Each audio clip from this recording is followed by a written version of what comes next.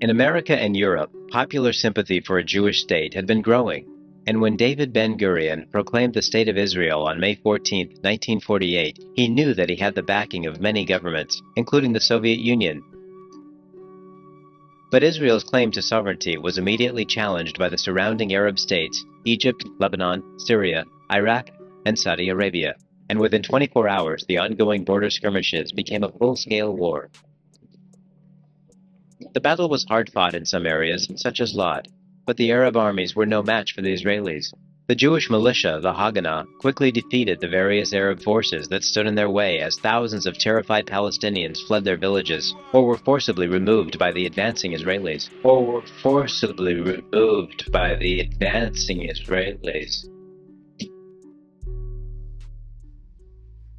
It's at this time, then, that you really get what we could call a civil war, and between Palestinians and the Zionists, who had much better organization, not quite as much manpower then, but by the spring they were much better off. And one of the myths of this whole period is that you had a little Israel, small Zionists against the Palestinians, and then later on in the war, when the Arab states invaded, that it was David versus Goliath. They were facing overwhelming odds. And this is simply not true, because even then Israel, from May of 48 on, had more troops than the Arab states, who had very small armies. You know what I mean? So, but that's one of those things that many people believe. One of the other arguments that has come down, which has now been refuted by Benny Morris in the second edition of his book on the birth of the Palestinian refugee problem, was that the Arab states called for the Palestinians to flee in the spring of 48. There's no evidence of that. What really did happen was many, and this is unfortunate for the Palestinians, they had no central leadership. And you had some bands from outside of irregulars who were doing most of the fighting, but there was no organization and tremendous divisiveness because these groups were controlled by Egypt or Abdullah of Transjordan, etc. You had no unified leadership. And the Zionists had a nucleus of very good fighters and a much better command structure and leadership. And finally, in March, they began a push to ensure their control of areas that would become Israel under the partition. And as that happened, you began to get many more Palestinian Arabs fleeing, particularly after a massacre at a place called Deir Yassin, although people now think it was probably somewhat over 100, but not 200. But Begin and the Irgun and the Stern gang, Yitzhak Shamir was part of that. There was a combined attack in this Palestinian village that massacred many people. And the Palestinians did carry out a retaliatory raid, killing about 70 Jewish doctors on the road to Jerusalem shortly thereafter.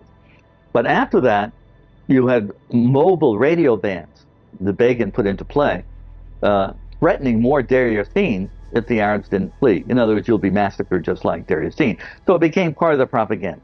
And ultimately, as there's a lot of film of this, people just fled. And in one case, the mayor of Haifa, a Jewish mayor, asked people to stay, but in most cases, nobody didn't. And as Benny Morris now shows out, people were strongly encouraged to leave. There were atrocities on both sides, but people were raped, people were shot, period. And about half the people fled or were forced to leave before Israeli independence. And then when you had the Arab wars, the Arab invasion and the Arab state wars in June and July of 1948, you had the deliberate expulsion of 300 more thousand. Rabin was involved in this, and Lida and Ramla. And this is where you get a major influx of people going to what we call the West Bank. And you therefore have the armistice that's set up in 1949 that sets up lines, but an armistice means the state of war still exists. Jerusalem has long been the focal point of the still unsolved problem of Palestine. Although in times of comparative peace, Jews and Arabs live side by side and go about their business in the old city of Jerusalem with apparent calm, beneath the surface, bitter enmity has continued to smolder for years.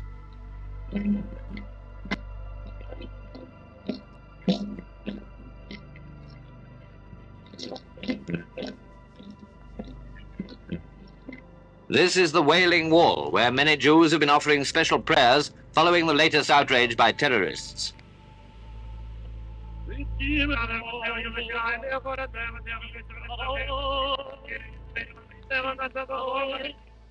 And these are scenes in the modern part of the city, contrasting vividly with the old Jerusalem.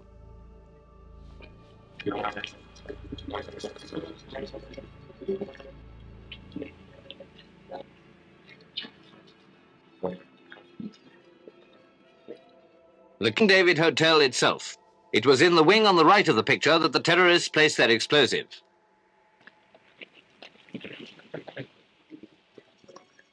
And the result of the crime, the tragic scene, is like a serious incident during the Blitz. The hotel housed the British Army headquarters and the Palestine government offices, and casualties were very heavy. 65 deaths are reported, and there is little or no hope of survival for any of the 58 missing. Nearly 50 others were injured. The Jewish terrorist organization, Irgun Tzvai Leumi, openly admitted responsibility for the bombing. The Jewish terrorist organization, Irgun Tzvai Leumi, openly admitted responsibility for the bombing. Many arrests have been made. Leaders of the Jewish agency have expressed horror at the dastardly crime perpetrated by a gang of desperados. Mr. Attlee in the House of Commons declared, "The British government will not be diverted by acts of violence in their search for a just and final solution of the Palestine problem." President Truman, condemning the wanton act of terrorism, added that America and Britain are conferring on steps to be taken to implement the report of the Anglo-American Palestine Committee. Undoubtedly, the people of Britain anxiously wait for the announcement of a policy which will prevent the loss of any more innocent lives.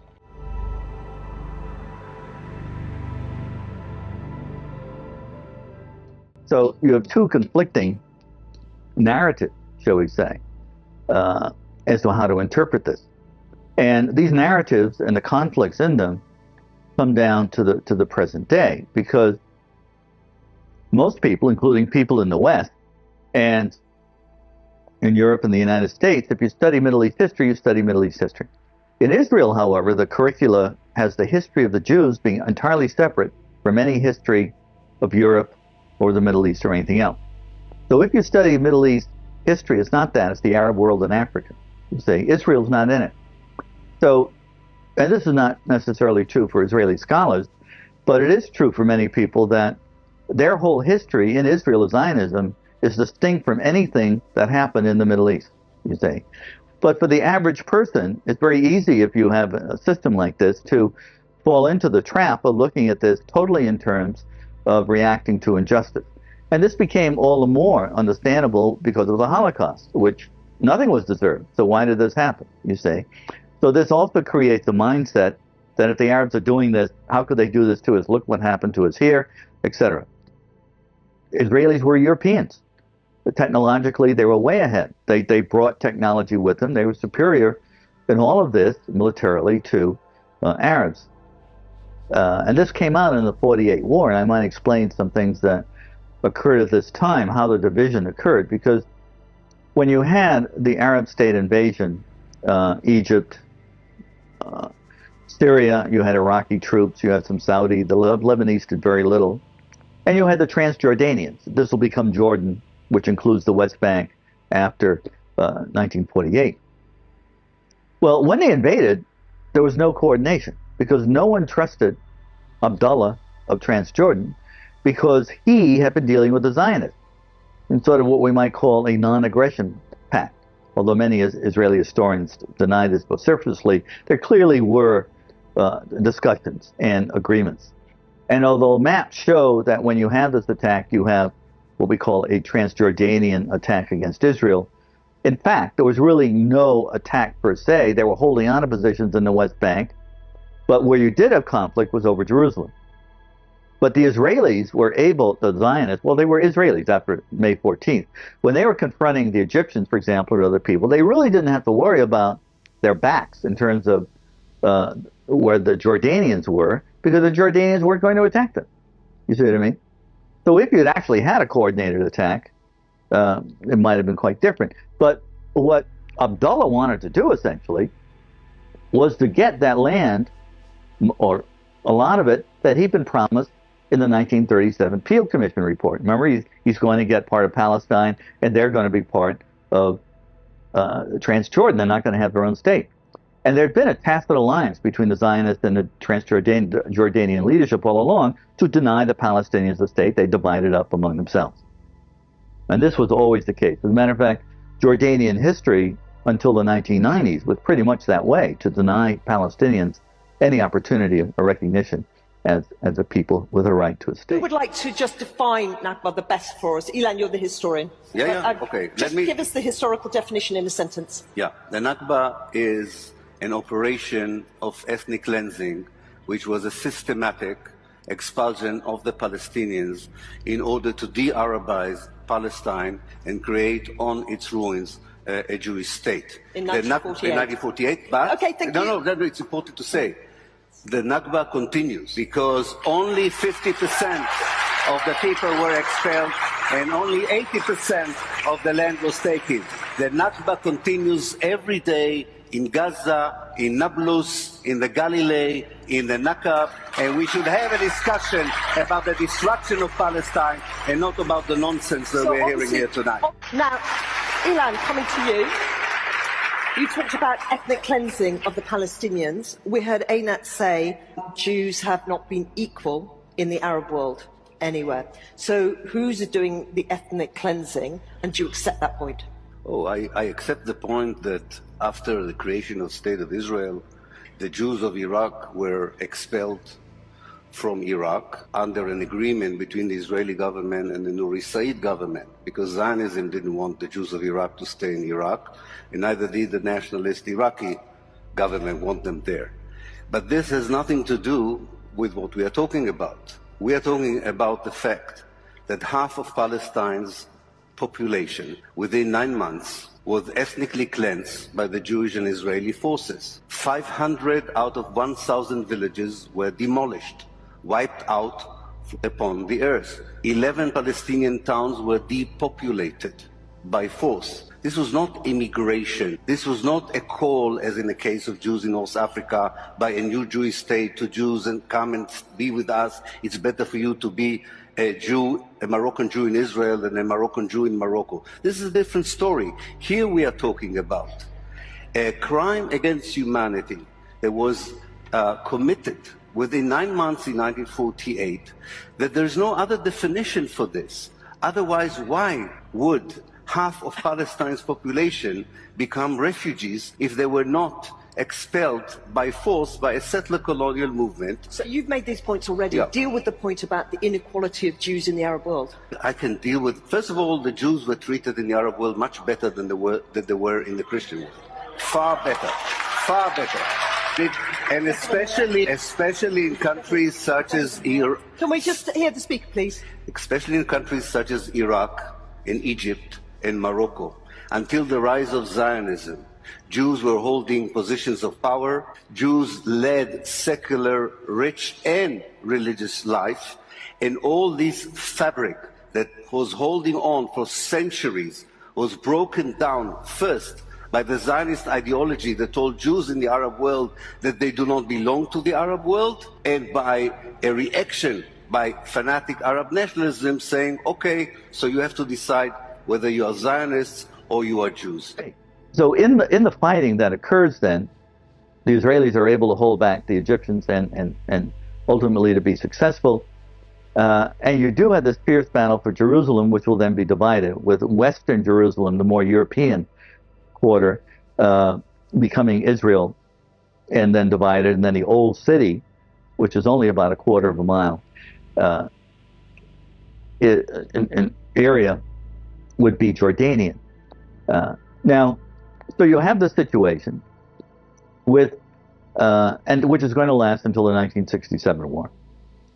And from Israel's point of view, it has become secure, but on the other hand, there's great insecurity, because many of the Palestinians who have been dispossessed are in the West Bank, and the West Bank could be from here to the house next door in terms of where you are, and you're looking at people who are now farming your land, Jews, etc. First of all, the major tensions for a lot of this period in the early 50s were on the Jordanian-Israeli border.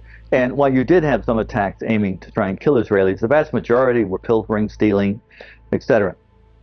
And they were by Palestinians coming in, or sometimes they're trying to sneak into come back into Israel and try to blend in with Israeli Arabs. And Moshe Dayan and Ben Gurion's acolytes, other acolytes, wanted to have a military attack, a retaliation.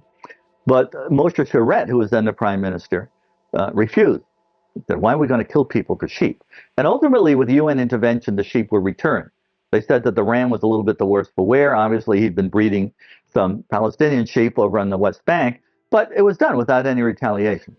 But the basic attitude of Ben Gurion, Dayan, Shimon Peres, very hardline at that time, was to retaliate and to prove how strong you were. And Dayan has admitted openly now that sometimes when they claimed they were reacting to, like, Palestinian assault or intervention, quite often they were doing training missions where they would provoke the action in order to then get training and fighting the Jordanian army. So the Jordanians didn't institute this, the Israelis did. People in the administration, the Israeli government, decide that they will activate a spy ring in Egypt to put off bombs to make people think that the Egyptians are incapable of protecting foreigners. That way the British will stay and keep their troops in the Suez Canal. See what I mean? Now, this is a cockeyed idea. What's even worse about it is that it was done without Sharet's knowledge. It was done behind the back of the prime minister by people who were these hard right-wing guys. And they were caught, the people in Egypt. And they were thrown into jail, there were trials, 2 were hung, etc., etc. But the Israeli public all thought along that this was a lie. The Egyptians were lying, there was no ring. Why? Because Sharet, once he discovered, couldn't admit that he didn't know about it, that this was done behind his back. So you create this image of this persecutor Nasser operating with no justification. See, when in fact, you'd had the spy ring all along, and Sharet couldn't admit that he hadn't known about it. This did not come out until 1960. We do not mean that Israel has the right to retain the territories they conquered from the Arab world, like the Gaza Strip, the Golan Heights, and the West Bank. We don't agree with that. Those territories should be returned to the Arab people, and they have occupied very top positions.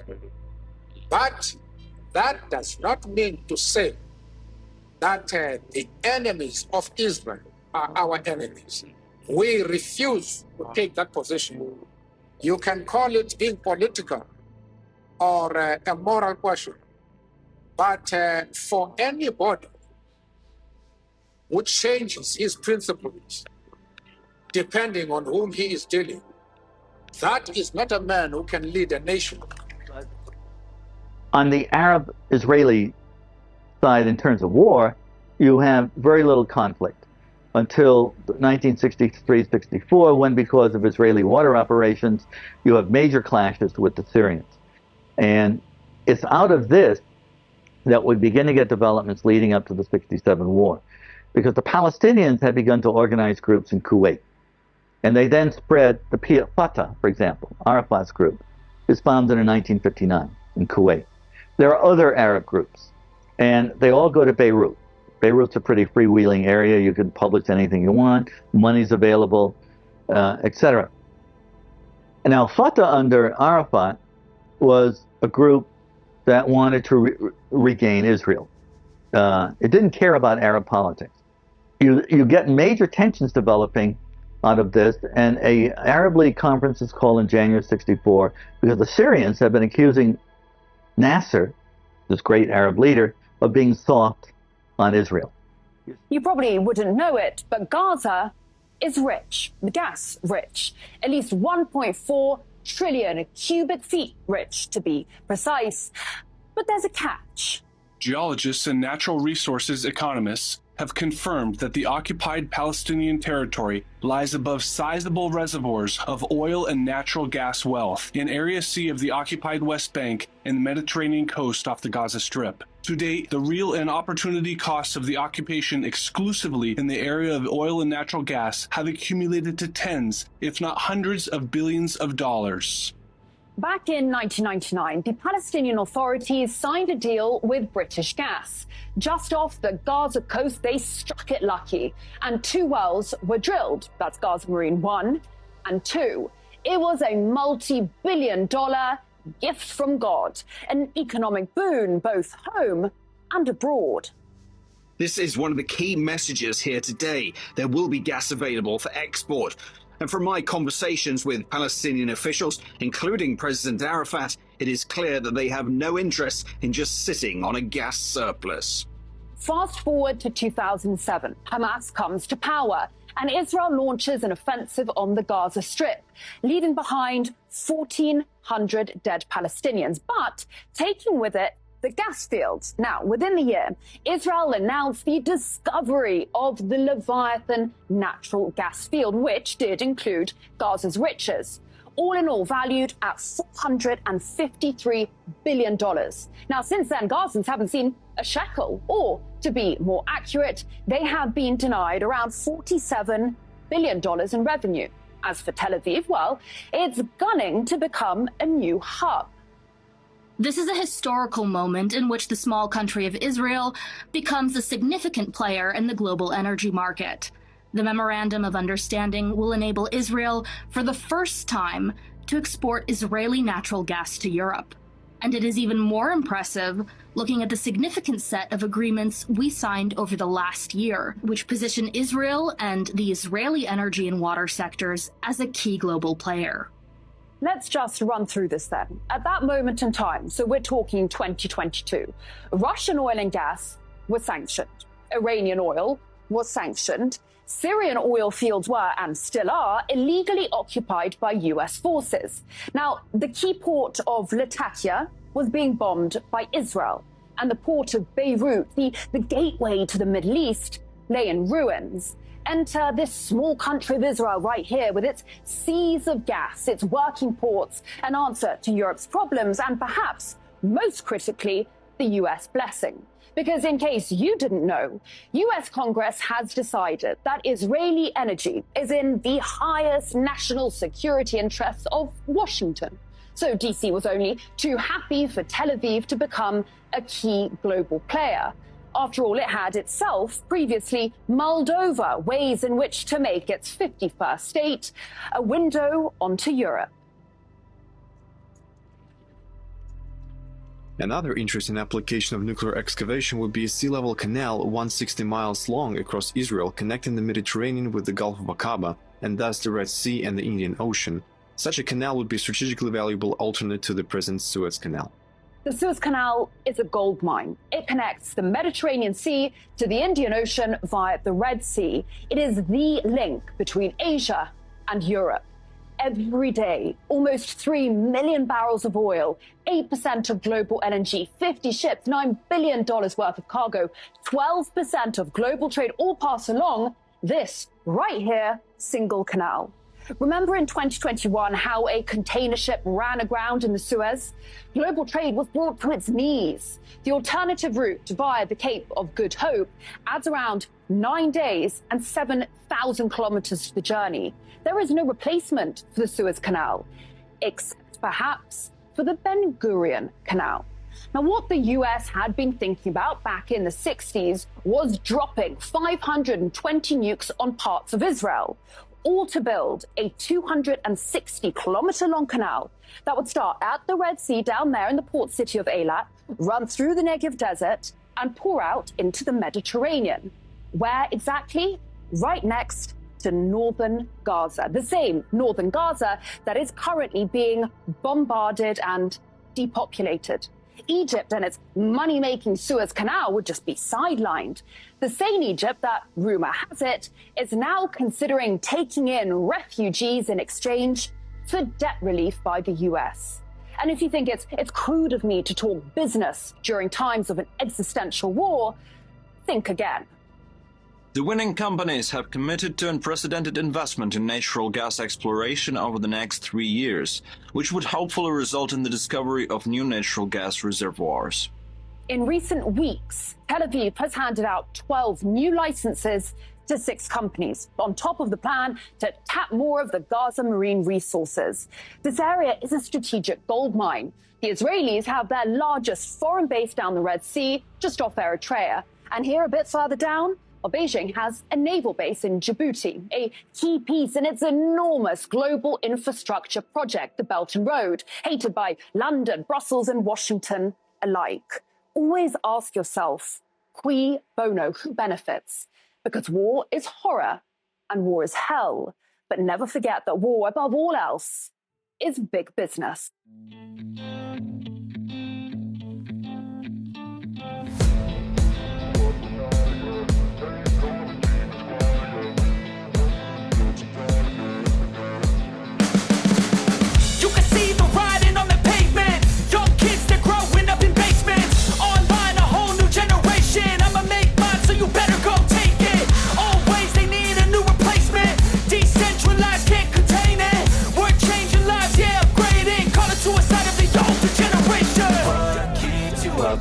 Yeah, make all the demons quiet. Yeah, we were built to thrive. Yeah, I think that we've all had enough. What keeps you up at night? Yeah, make all the demons quiet. Yeah, we were built to thrive. Yeah, I think that we've all had enough. Yeah, I think that we've all had enough.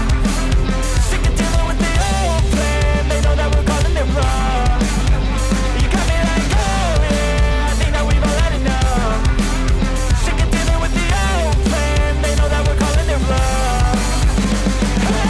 It's too late to try to go contain it. A generation fueled by creation. We live lives on a small screen nation. We control the airwaves, no negotiation. I refuse to think we need saving. Something good will come from creation. And when we think that the world is too anxious, we'll adapt, evolve, survive and save it. What keeps you up at night? Yeah, make all the demons quiet. Yeah, we were built to thrive. Yeah, I think that we've all had enough. What keeps you up at night? Yeah, make all the demons quiet. Yeah, we were built to thrive. Yeah.